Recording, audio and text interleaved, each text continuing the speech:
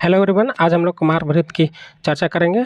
इसमें हम लोग पढ़ेंगे कुमार वृत्त की परिचय, परिभाषा, महत्व एवं उसका क्षेत्र। तो परिचय शुरू करते हैं हम लोग। कुमार वृत्त जो है वो दो शब्दों से मिलकर बना है। पहला कुमार और वृत्त। कुमार शब्द का मतलब क्या होता है? इसका होता है गर्भ काल से लेकर 16 वर्ष तक आयु के बालक को हम लोग कुमार कहते हैं। और वृत्त का मतलब होता है भरण तथा पोषण करना।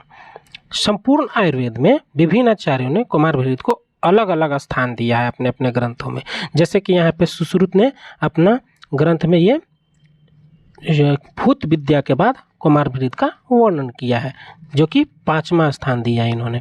उसी तरह आचार्य बागभट्ट ने दूसरा स्थान दिया है। अब बात करते हैं काश्यप के बारे में। आचार्य काश्यप ने इसे प्रथम स्थान दिया है और इसके साथ ही काश्यप संहिता को कुमार वृत्त का मूल ग्रंथ भी कहा गया है और इन्होंने प्रथम स्थान दिया है कुमार वृत्त का।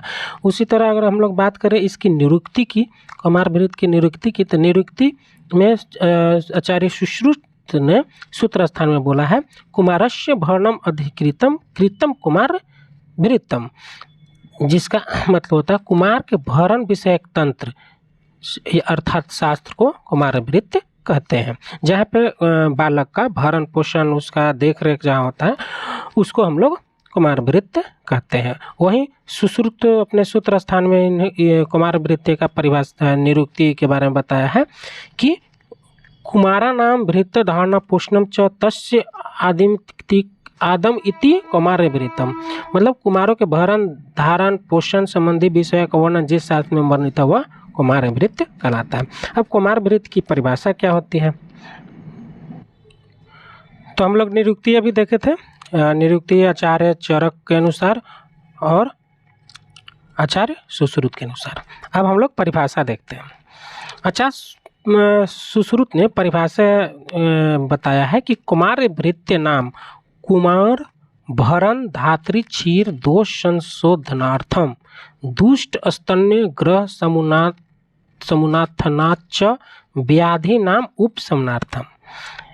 इसका मतलब क्या हो गया कि यहाँ देखिए डिफरेंस। जिस शास्त्र में शिशु का पालन पोषण, धात्री के गुण दोष एवं उनके चिकित्सा, क्षीर के गुण दोष एवं उसके निवारण तथा स्तन्य दूषित आहार के सेवन से होने वाले रोग तथा उसके शमन उपाय, ग्रह तथा उपसर्ग से होने वाले रोग तथा उनके शमन के उपाय वर्णित हो, उसकी कुमार वृत्त संज्ञा होती है। ये इन्होंने सुश्रुत ने ये परिभाषित किया है। अब आचार्य हारित ने कुमार वृत्त को बाल चिकित्सा कहा है। इन्होंने क्या बोला कि गर्भ उपक्रम विज्ञान तथा सूतिका उपक्रम विज्ञान के साथ बालकों में होने वाले रोग तथा उनके शमन के उपाय का वर्णन जिस शास्त्र में मिलता हो उसे बाल। तो इस तरह विभिन्न आचार्यों ने अपने अपने संहिता इसका परिभाषित किया है। उसी के अनुसार चाणक्य ने कुमार वृत्त को बताया है कि इसके अंतर्गत कुमार वृत्त के अंतर्गत इन्होंने प्रसूति तंत्र, स्त्री रोग एवं बाल रोग को समाविष्ट किया है। तो ये आप ध्यान रखिएगा। उसके अलावा हम लोग अगर बात करें क्षेत्र की, तो क्षेत्र में का मतलब हो गया फील्ड, कौन सा संहिता में क्या क्या इसका वर्णन किया गया, कहाँ तक वर्णन किया है, वो सब जहाँ पे हमें मिलते हैं वो क्षेत्र के अंतर्गत है। जैसे यहाँ कुछ कुछ दिया गया कि कुमार वृत्त में 9 ग्रह आकृति का ज्ञान, ये सब गर्भ जन्म गर्भ वृत्ति ज्ञान जो प्रसूति तंत्र से संबंधित विषय का वर्णन है। यहीं पे गृहित गर्भालक्षण का भी वर्णन किया गया है। 2 हृदय, गर्भांग प्रत्यंग विकास, गर्भाव क्रांति, इस शारीर स्थान में रजः शुद्धि, यहाँ तक के पूरा क्षेत्र कुमार वृत्त के अंतर्गत आता है। अब हम लोग कुमार वृत्त के महत्व के बारे में समझते हैं। तो इसमें आचार्य काश्यप ने एक उपमा दिया है कि जिस प्रकार देवताओं में अग्नि का स्थान श्रेष्ठ है, उसी प्रकार आयुर्वेद के 8 अंगों में कुमार वृत्त को प्रथम स्थान प्राप्त है। फिर बोले कि कुमार वृत्त द्वारा वृद्धि को प्राप्त हुए की ही चिकित्सा अन्य लोग करते हैं। बालकों में प्रयुक्त औषधि रुचिकर हो, प्रमाण में न्यून हो तथा उपक्रमों में मतलब चिकित्सा में भी विशेष व्यवस्था द्वारा चिकित्सा की जाती है। यह कुमार वृष्टानाम तंत्राणाम आद्यम उच्यते, ये टर्म इन्होंने यूज किया है इसके लिए महत्व के लिए। अब हम लोग जैसे कि महत्व पढ़े, अब आयुर्वेदा अवतरण की बात करते हैं कि हाँ कुमारव्रत कैसे कैसे आया, किन किन आचार्यों ने इसे कैसे कैसे लाया। तो इसका वर्णन हमें काश्यप संहिता के विमान स्थान में मिलता है। तो काश्यप जी बोलते हैं कि सबसे पहले ये ज्ञान ब्रह्मा जी अश्विनी कुमार द्वय को दिए, उसके बाद वहाँ से इंद्र जी को आया, इंद्र जी ने अपने 4 शिष्यों को दिया, काश्यप, वशिष्ठ, अत्रि, भृगु, और काश्यप ने इसको बढ़ाते हुए आचार्य जीवक को दिया, और जीवक ने अपने वृद्ध जीवक को दिए, और उससे उनका शिष्य एक थे वातस्य, तो लास्ट में वातस्य को दिया। फिर वातस्य के बारे में हम लोग आगे पढ़ेंगे हिस्ट्री में कि वो क्या क्या कुमारव्रत के लिए किए। तो हिस्ट्री हम लोग ने अगले क्लास में पढ़ेंगे। अब हम लोग कुछ मॉडर्न देख लेते हैं पीडियाट्रिक्स के बारे में। अब मॉडर्न के अनुसार पीडियाट्रिक्स क्या होती है, तो यहाँ पे बोला है the term has been derived from 2 Greek words pais and iatros which literally means healer of children. तो यहाँ से ये टर्म आया है। It is defined as the branch of medical science which deals with care of infants, children and adolescent. It is also spelled as paediatrics. तो ये modern के अनुसार डिफिनेशन है आपका। फिर the area of paediatrics range from the time of conception till the age of adolescence. हम लोग अभी एरिया के बारे में वहाँ पढ़े थे, क्षेत्र में कहाँ कहाँ से लेकर कहाँ तक होता है फील्ड इसका। फिर बोल रहे इसके बाद हम लोग चर्चा करें कि इसका area and scope of paediatrics क्या है।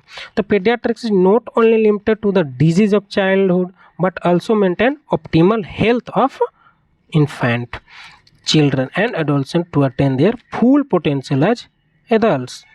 फिर it deal with the social, environmental and culture influence on the physical, mental and emotional health of child. फिर क्या बोल रहा है, it cover a big area concerned to adolescent physical, mental, emotional health। सारे बच्चों को सिर्फ डिजीज ही नहीं, उसके रहने का, उसके खेलने का, जहाँ पे जो जो बच्चे का जो जो ज़रूरत है वो सब इसके एरिया और स्कोप में आता है, डिजीज से लेकर उसके रहने खाने तक का सारा। फिर बोला सुपर स्पेशलिस्ट ऑफ पीडियाट्रिक्स, कुछ कुछ सुपर स्पेशलिस्ट जो होते हैं उसमें अलग अलग डिपार्टमेंट होता है, जैसे कि न्यूनेटोलॉजी, नेफ्रोलॉजी, पल्मोनर्जी, ये सिर्फ पीडियाट्रिक्स में होता है। तो ये सब कुछ होते हैं, कोर्सेस के बारे में बताया। इसका इंपॉर्टेंस क्या है पीडियाट्रिक्स का, तो यहाँ पे दिया the health problem of children differ from adult. अलग अडल्ट में व्याधियाँ अलग होती हैं, बच्चों में अलग होती हैं, तो उनको अलग अलग डिस्टिंग्विश करने के लिए इसका इंपॉर्टेंस है। फिर the basis of treatment and its response is dependent upon child age and weight. Age और वेट के अनुसार अलग अलग व्याधियाँ होते हैं, तो वो भी हमें पढ़ना ज़रूरी है। फिर to attain adulthood and become independent, a child require a large duration। फिर वो रहा inspire of being world most important resources, they are most vulnerable in the society। तो ये हमारा आज कुमारव्रत का इंट्रोडक्शन था, और हम लोग नेक्स्ट क्लास में कुमारव्रत के विभिन्न संहिताओं में क्या क्या दिया गया, उसका हिस्ट्री क्या है, काश्यप जी का क्या योगदान रहा, ये सब पढ़ेंगे। तो आज के लिए इतना ही, फिर हम लोग नेक्स्ट क्लास में मिलते हैं।